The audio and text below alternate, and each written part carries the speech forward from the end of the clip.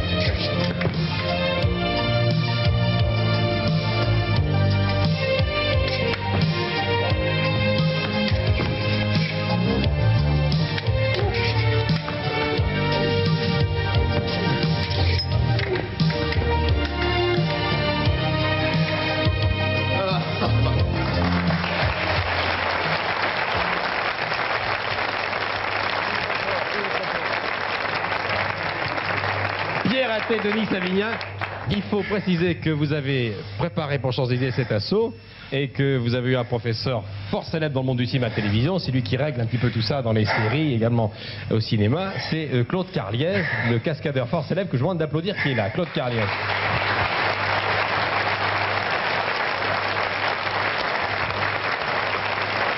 Pierre Athé, Denis Savignat. Vous êtes donc parti pour 26 épisodes. On va vous retrouver, enfin, pratiquement dans tous les épisodes. En tout cas, vous y êtes en ce moment, dans ceux réalisés par Paul Planchon. Vous êtes le chirurgien, vous, Armand, et vous, Jean-Pierre, vous êtes le patron de La Dépêche. Ben, je voudrais savoir comment s'est passé ce tournage fleuve. C'est la première fois qu'on tournait en France un feuilleton aussi long, puisque ça va nous conduire jusqu'au mois de juin. Oui, c'est la première fois qu'on fait 26 heures. Et la production a commencé uniquement française. Ensuite, sont venus s'adjoindre l'Allemagne, l'Italie, l'Angleterre et prochainement le Japon. Alors, un coup de chapeau pour la création tout de même, car c'est une série qui a employé beaucoup de comédiens, et beaucoup de comédiens qui ont l'habitude de travailler pour la télévision. C'est votre cas d'ailleurs. Je crois que la distribution totale comporte 220 comédiens. Ah oui. Merci pour nous, en passant. Je comprends, oui. Et dont une dizaine de comédiens principaux. Bien, enfin c'est une équipe. C'est une équipe, et bravo à Antenne 2 quand même, parce que la création c'est quelque chose d'important. Bon, alors moi j'ai suivi les deux premiers épisodes. Le premier s'est terminé sur la découverte d'un assassinat, découverte d'un cadavre. Si ma mémoire est bonne, c'est le cadavre de Paul Bossis, journaliste à La Dépêche. C'est ça, hier, on est sur la piste. On essaie de chercher qui est le coupable. Et là, on va peut-être en savoir un peu plus sur le camp des Kovalich. Oui, comptez pas sur nous. Non, mais je sais bien. Bon. Vous n'allez pas me raconter la suite. Non. Bon, je voudrais savoir, l'épée, c'est pas par hasard. Vous avez beaucoup tourné pour la télévision.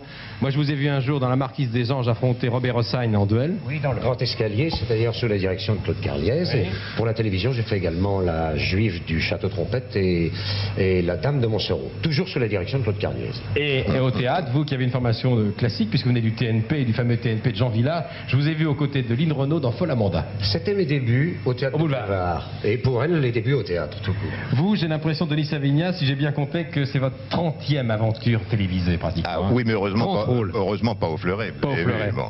Non, mais par hasard, toujours sous la direction de Claude Carliez, les Mohicans de Paris et Quentin Durward. C'est des bons souvenirs, Claude. C'est des beaux souvenirs. Oui. Vous venez du français, vous avez joué tous les grands rôles au français, puis ensuite vous avez... Surtout la tragédie. Surtout la tragédie. Oui. Bien, on vous retrouve docteur Armand Berg la semaine prochaine. Vous serez également dans le prochain. Rédacteur en chef, oui. Rédacteur en chef. On dit un petit mot quand même, on a vu tout le générique, la musique de Cosma, je trouve formidable. On dit un petit mot quand même de Petrolacci. Je vais vous dire une chose, c'est que pour nous les comédiens, le dialogue, le scénario bien sûr, mais le dialogue et la construction du dialogue et la façon dont le dialogue est écrit, quand on a l'impression qu'on n'a rien à apprendre, que tout vous vient de l'intérieur, c'est facile. Et c'est facile quand il y a du talent quelque part. D'un côté ou de l'autre, allez. Alors on salue Paul Planchon, toute l'équipe, Georges Conchon.